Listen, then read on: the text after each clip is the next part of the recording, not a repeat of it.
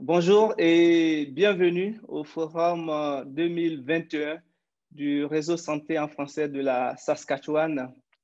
Je m'appelle Abdoulaye Yo et j'en suis le président. Deuxième conférencière, je vais la présenter, c'est Nicole Loreto. Donc, Nicole est conseillère principale auprès de la présidente et chef de la direction du Royal Ottawa Mental Health Center. Elle est titulaire d'un doctorat en psychologie de la santé, d'une maîtrise en communication et gestion et d'une licence en baccalauréat et en travail social. Nicole a créé le programme de sensibilisation à la santé mentale Is It Just Me, qui a touché plus de 20 000 étudiants, réduisant ainsi la stigmatisation et encourageant les étudiants à chercher de l'aide lorsqu'ils en ont besoin. L'intervention de Nicole est intitulée « Comment combattre les stigmates entourant la santé mentale ». Donc, Nicole, je te passe la parole. Merci aussi d'avoir accepté de présenter pour nous ce matin. Merci beaucoup pour l'introduction. Et évidemment, c'est un sujet qui m'intéresse énormément, rendu que les stigmates ont toujours existé. Puis je veux dire, on regarde dans l'histoire, on parle d'idiots, les gens qui avaient les petits, les agresseurs, les criminels, les illuminés. Puis évidemment, dans notre société, je veux dire, on a toujours quand même parlé de stigmates de la santé mentale. Puis je veux dire, on a vu des gros progrès, mais c'est important de comprendre un peu c'est quoi l'historique, d'où ça vient les stigmates. Je veux dire, moi, je me souviens très bien, mon père a eu un trouble bipolaire, puis j'entendais des commentaires des gens à l'église ou dans mon environnement, puis je ne comprenais pas. Puis c'est un peu pour ça pourquoi j'ai développé le programme au Royal pour les jeunes, parce que ça a un effet sur nos attitudes puis nos comportements. Donc, si on retourne au mot stigma, ça découle de l'époque grecque, puis c'était vraiment un étiquetage qu'on donnait à quelqu'un. On voulait attribuer une identité négative. Donc, l'exemple le plus simple à expliquer, c'est vraiment un esclave, puis tu peux regarder les esclaves au niveau de plusieurs cultures. Donc, c'était vraiment pour leur attribuer une marque déshonorante, puis une façon de leur identifier. Donc, la marque voulait dire moins de valeur. Donc, c'était une façon publiquement de les blâmer, de les dénigrer, de causer un peu un rejet social. Souvent, ça l'entraînait à une violence psychologique ou physique. Et de là, on a vu un peu le développement de la stigmatisation, aussi le concept de marginaliser les gens puis de les mettre un peu à l'écart. Puis, au niveau des stigmates, on pourrait parler de plusieurs stigmates, mais aujourd'hui, je me concentre évidemment sur la santé mentale. Excuse-moi. Donc, moi, j'ai toujours aimé le travail de Corrigan et Watson, qui était quand même au début des 2000. Puis, ils parlaient de la stigmatisation avec deux dimensions. Donc, la dimension publique, qu'on va regarder tout de suite, puis ensuite, l'auto-stigmatisation, donc la personne soi-même.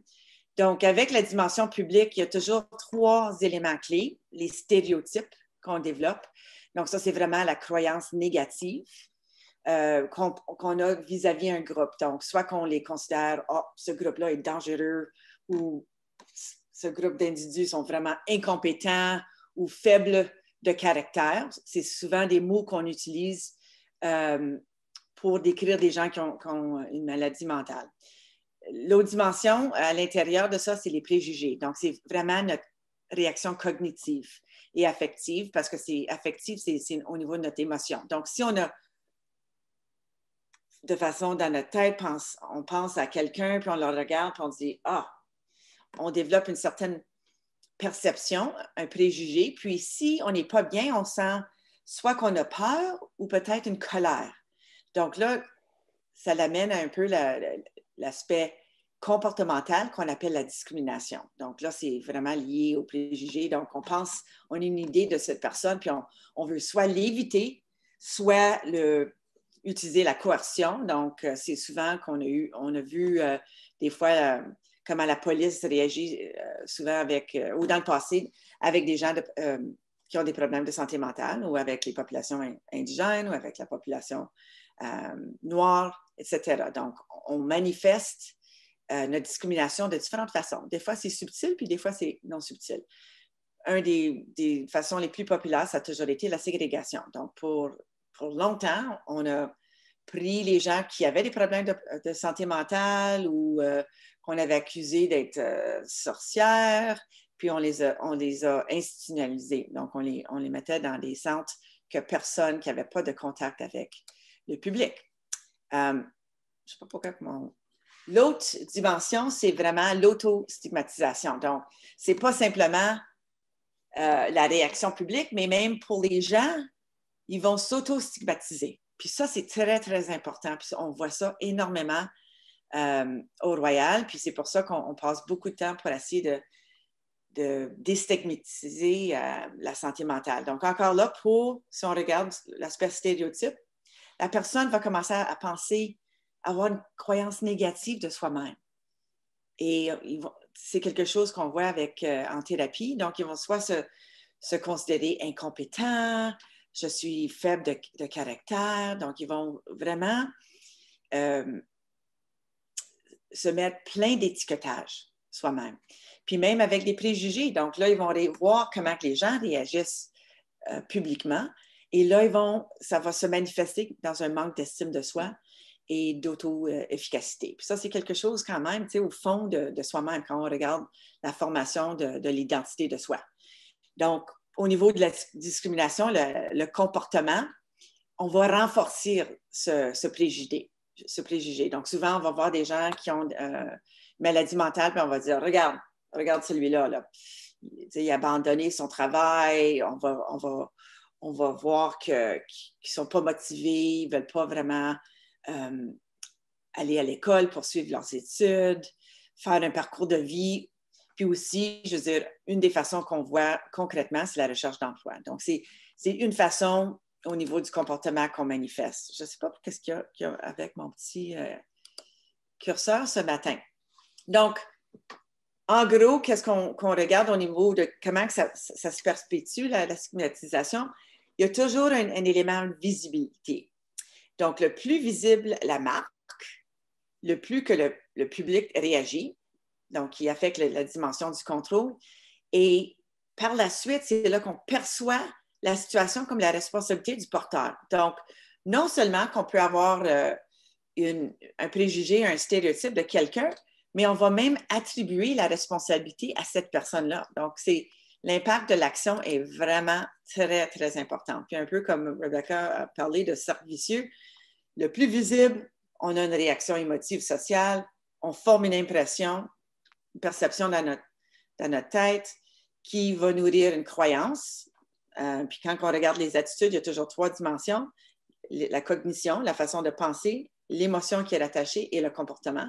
Puis là, après ça, ça va se manifester en comportement. Puis on confirme la perception qu'on a de cette personne-là. Donc, je vais expliquer un peu comme un exemple.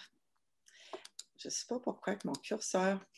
Donc, moi, je concentre beaucoup sur comment déstigmatiser la santé mentale. Puis, un des gros problèmes, c'est vraiment les mythes qu'on a sur la personne atteinte de maladie mentale. Puis, j'aime toujours cette caricature parce que souvent, pour les petits jeunes qui sont diagnostiqués avec la schizophrénie, avant, on parlait de dire « Oh, elle est schizophrène ». Non, c'est une personne. Elle a une maladie. On ne dit pas à la personne qui a un cancer « Oh, il est le cancer ». On dit « La personne a le cancer ». La maladie. Puis c'est très important de pouvoir penser. Donc, j'ai mis schizophrénie ici parce que c'est probablement la forme de maladie mentale la plus sévère et une que les gens ont beaucoup, beaucoup de stigmates. Bon, si on regarde juste quelques faits, je ne vais pas passer à travers tout, mais les hallucinations, surtout auditives, que les gens vont faire l'expérience, les délires. Donc, souvent, si tu vois quelqu'un sur la rue en train de se parler ou se manifester, peut-être dans une interaction avec quelqu'un, c'est vraiment beaucoup souvent relié à des faits du passé. On va voir des pensées un peu désorganisées, des changements d'humeur, question de troubles cognitifs, l'attention. Ils vont peut-être manifester perte d'intérêt, perte de sentiment. Non. Donc, quand tu regardes l'image ici, c'est tellement difficile. Puis je sais que quand on parle avec des gens qui ont la schizophrénie, puis c'est de même savoir est-ce que la voix qui me parle à l'intérieur, parce qu'on a tous quand même des voix qui nous, on a une petite voix interne qui nous dit certaines choses, mais pour des gens avec la schizophrénie, c'est très difficile à pouvoir savoir qu'est-ce qui est réel puis pas réel. Très, très différent. Donc, pour ça, souvent, ils vont avoir un retrait social. Des fois, ils vont être agités, parfois violents, puis je vais adresser ça parce que c'est vraiment un mythe de la schizophrénie. Donc, ils ont énormément de troubles perceptifs et moteurs qui est très difficile. Puis, une des plus grandes stigmates qu'on a, c'est vraiment qu'on pense que la minute que la personne a la schizophrénie, on équivaut qu'ils sont tous violents. Puis, avec plein de recherches, on a vu que la grande majorité des gens atteints de la schizophrénie ne sont pas agressifs. Il y avait un chercheur, puis je me oublie toujours son nom, il avait dit tu auras plus de chances de te faire frapper par un éclair que de subir de la violence avec quelqu'un qui a la schizophrénie. Puis souvent, quand on parle de crimes violents, puis c'est vraiment des crimes horribles, parce que quand tu vois les jeunes qui ont la schizophrénie ou des adultes, c'est vraiment attribué à des gens qui connaissent. Donc, c'est souvent dirigé à la personne significative pour le patient. Puis, je dois vous dire, quand on travaille avec ces gens-là, puis j'ai certaines personnes dans ma tête avec qui, soit quelqu'un avait, c'était un étudiant super intelligent, il y avait plein d'opportunités de faire des études postsecondaires. Puis, évidemment, c'était une maladie qui est survenue. Il y avait quand même des symptômes. Puis, c'était un exemple de quelqu'un qui a tué sa mère. Donc, après, avec la thérapie, évidemment, avec la schizophrénie, il y a plein de thérapies. Puis, souvent, c'est au niveau des médications. Quand la personne réalise qu'est-ce qui est arrivé, c'est la chose la plus difficile pour une personne de pouvoir se remettre de ce genre de maladie. On a vu, évidemment, que pour les gens avec la schizophrénie, il y en a également qui souffraient non seulement de la schizophrénie, mais aussi d'un trouble de personnalité antisociale, puis aussi un trouble d'alcool. Donc, ça, c'est quelque chose quand même qui existe. Donc, la schizophrénie, c'est quand même une maladie très, très sévère et on essaie souvent d'essayer de démystifier. Puis je vais vous montrer un exemple qui était vraiment très efficace à changer la perception. Donc, évidemment aussi, si on regarde des autres exemples de maladies mentales, souvent, on va penser que la maladie mentale est un trait de personnalité. On va dire que la personne a une incapacité de gérer ses émotions. On va souvent dire ça pour quelqu'un qui a un trouble bipolaire ou quelqu'un qui a un trouble obsessionnel compulsif. On entend en anglais obsessive compulsive behavior. Donc, ça, c'est quelque chose que les gens ne comprennent pas beaucoup. Puis aussi, on va souvent regarder puis considérer, on va avoir des préjugés de gens, des stéréotypes pour dire, ces gens-là avec la maladie mentale, ils ont vraiment des comportements difficiles à gérer. Peut-être que ça doit être leur question de problème d'humeur. Puis, ça revient quand même à essayer de comprendre les symptômes. Donc, si on regarde très rapidement un trouble bipolaire, c'est sûr que les gens vont avoir une manie, donc une émotion de joie, d'énergie excessive, sont prêts à affronter le monde. C'est du monde super sympathique. Ensuite, dépression. Donc, un des meilleurs exemples, c'est Mme Margaret Trudeau, qui est quand même notre patronne au Royal pour nous aider à démystifier la santé mentale. Puis, pour elle parle de ses manies, puis ses phases de dépression. Mais l'important de savoir, c'est on ne peut pas simplement dire que tout le monde, que si tu as la dépression avec la bipolarité, que c'est synonyme. Pas du tout.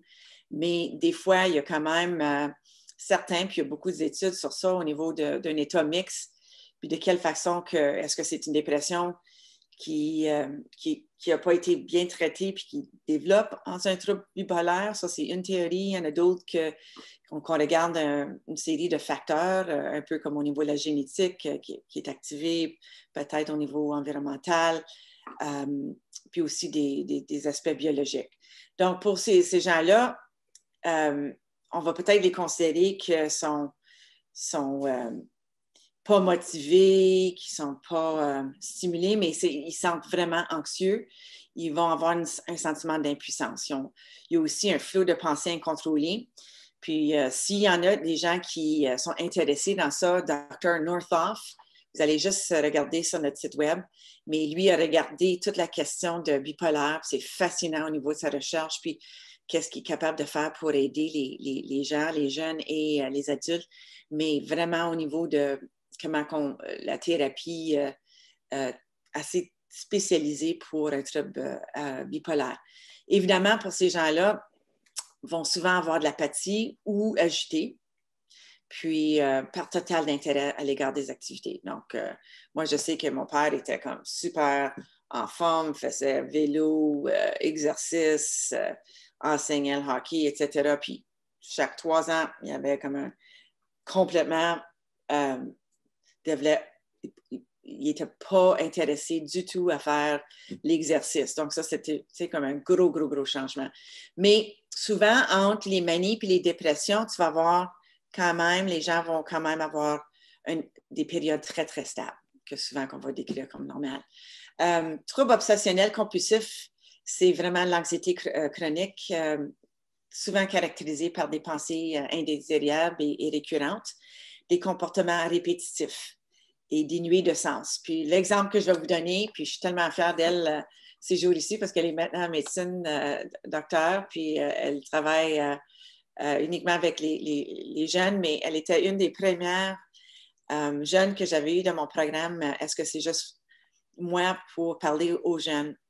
Puis elle était encore une personne extrêmement brillante, mais elle avait développé un comportement répétitif. Elle ne pouvait pas monter les escaliers. Donc, ça voulait dire que les parents la déposaient à l'école, mais elle était incapable de monter les 20 escaliers pour aller à l'école. Donc, souvent, pour des semaines, elle ne voulait même pas dire à ses parents, elle était incapable d'aller à l'école. Donc, finalement, la façon que les parents ont su, c'est que je pense que le directeur d'école a appelé pour dire, bon, je vais utiliser le nom de Megan parce que ça me prend l'idée, là. Megan ne pouvait pas, elle n'est pas venue à l'école pour 3 mois. Puis la mère disait, non, je l'amenais, je la déposais à l'école chaque matin pour les 3-4 derniers mois. Donc, finalement, après qu'elle a été évaluée, c'est là qu'ils ont vu qu'elle avait un trouble obsessionnel compulsif. Mais qu'est-ce qui était tellement intéressant puis vraiment important, c'est qu'elle ne voulait pas retourner à l'école. Donc là, le directeur de l'école était, parce qu'il avait quand même participé dans notre programme, puis il avait réalisé qu'il faut parler des stigmates. Donc, les parents et Megan sont allés dans sa classe pour expliquer aux autres de l'école qu'est-ce qui arrivait avec son comportement répétitif, puis le symbolisme pour les escaliers. Je veux juste vous dire rapidement qu'après avoir eu cette discussion-là en salle de classe, les gars de la classe, chaque matin, venaient à l'entrée de l'école pour attendre Megan, pour ensuite la transporter en salle de classe. Puis ils ont fait ça, puis j'ai trouvé ça vraiment super sympathique. C'était quelque chose qui démontre, qui veut dire qu'on doit un peu être sensible au niveau de certains comportements, puis au niveau de quels sont les symptômes d'une maladie mentale. Le point ici que je veux faire, même avec un trouble obsessionnel compulsif, c'est que ça l'affecte tout le monde. C'est la même chose avec un trouble bipolaire. C'est tout groupe d'âge et tout milieu socio-économique. Claire, on voit souvent des gens, c'est pas juste des gens qui sont sur la rue qui ont un trouble bipolaire ou trouble obsessionnel. Donc, l'autre dimension qu'on voit maintenant pour parler un peu de la pandémie, c'est le nouveau stigmate en société. Il y a une grosse dimension publique parce qu'on a une croyance négative que ceux qui testent positifs sont responsables. Puis on voit ça souvent. On peut regarder ça même à l'intérieur de nos propres cercles. Des fois, on a une réaction cognitive. Parce que les gens, tu sais, je veux dire, pour longtemps, on avait de la difficulté même à comprendre c'était quoi le COVID-19. Ils ont même sorti avec le mot COVID pour essayer de déstigmatiser le stigmate, mais en réalité, bon, ça a causé plus de problèmes que rien d'autre. Mais on voit que les gens, même si tu marches sur la rue, ont une colère ou une peur de voir des gens vis-à-vis, tu sais, comme si c'était sur la piste cyclable, puis tout à coup, les gens réagissent simplement de voir quelqu'un d'autre. Donc, on a vu un gros développement au niveau de ceux qui ont testé positif pour le stigmate. Ils reçoivent beaucoup d'évitement, ségrégation, puis on voit ça dans toutes les choses. Hein? Si tu vas simplement à la pharmacie, ils vont commencer, si vous avez COVID, ne venez pas.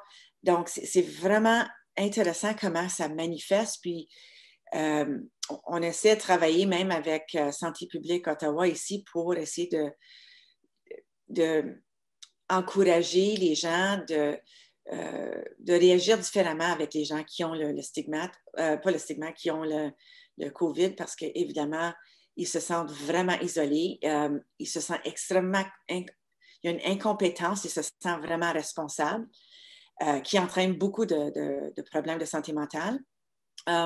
Des réactions aussi de jugement, parce qu'il y en a qui se disent, ben, peut-être je n'ai pas fait attention, peut-être j'aurais dû pas aller à l'épicerie. Donc, ils vont même renforcer le préjugé avec soi-même. Puis, qu'est-ce qui est vraiment important, puis qu'est-ce qu'on a vu qui est très problématique ici, c'est que les gens ont tellement peur. Donc, s'ils ont COVID, puis s'ils pensent qu'ils ont COVID, ils ne veulent vraiment pas se faire soigner parce qu'ils ont peur. Pensez-y, simplement d'aller même dire à son médecin ou quoi que ce soit, hein, parce que même, tu sais, je veux dire, pour longtemps, on ne pouvait même pas voir notre médecin de famille. Évidemment, tout était fermé. Donc, imaginez si vous avez le COVID, de quelle façon vous allez chercher de l'aide? De quelle façon vous allez vous faire soigner? Donc, souvent, ça les a empêchés clairement de chercher de l'aide. On a vu ça souvent. Bon, l'aspect vraiment intéressant, j'espère. Est-ce que je suis bien pour le temps? Parce que j'ai quelques assez de temps. Peut-être on peut vous donner encore un autre 5 minutes. 5 minutes? Ouh là là! La partie la plus importante. Okay. Bon, on a parlé de déconstruire les mythes. J'ai parlé de le langage. Les mots ont vraiment un grand pouvoir. Donc, ici, ça conseille quoi dire et quoi éviter quand on parle de COVID. On peut parler de gens qui ont le COVID ou qui reçoivent un traitement, à éviter de dire « Ah, oh, je pense que c'est un cas suspect de COVID » ou de faire un commentaire ethnique, parce qu'on parle souvent de ça. On parle aussi de « Oh, le COVID, c'est dans cette région-là de la ville. » On a vu beaucoup. Il faut aussi faire attention de dire « nous contre eux ». Et plutôt parler de travailler ensemble pour combattre les effets du virus, parler de prévention. Donc, le langage, c'est très important. J'ai donné un exemple avant avec Megan du pouvoir du contact social, parce que le moment qu'on a un contact avec quelqu'un, puis qu'on est capable d'adresser les stigmates, c'est sûr qu'on va voir des changements au niveau, à cause de l'interaction, au niveau de l'ajustement de cette attitude, puis aussi qui mène à l'acceptation. L'autre point que je veux vraiment cibler, c'est au niveau de la recherche. Puis ici, à la droite, c'est une machine spécialisée, le PET-fMRI, qu'on utilise au Royal, que, évidemment, Dr. Robillard utilise au niveau du sommeil. Puis c'est de vraiment parler... Oh, dis-moi pas, excuse-moi, je pense qu'à cause de mes... Excusez-moi. Ça, c'est quand... les vidéos continuaient, là, puis c'est terrible. Donc, je veux juste parler que la recherche va vraiment aider, commence à démontrer l'effet de vraiment contrer, de pouvoir changer les attitudes vis-à-vis la santé mentale parce que à cause des effets au niveau de mieux comprendre la génétique, puis les interactions de tous les facteurs, parce qu'évidemment, ce n'est pas juste un facteur. Donc, on voit avec la recherche que ça va mener beaucoup. Ça a déjà contribué à changer, à démystifier un peu les problèmes de maladie mentale.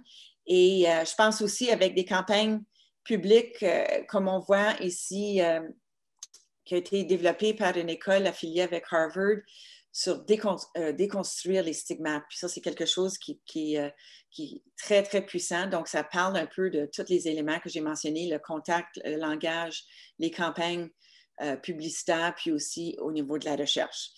Merci beaucoup, Nicole. En fait, les ressources seront disponibles, aussi bien la vidéo. Donc, pour les participants, on vous partagera les vidéos.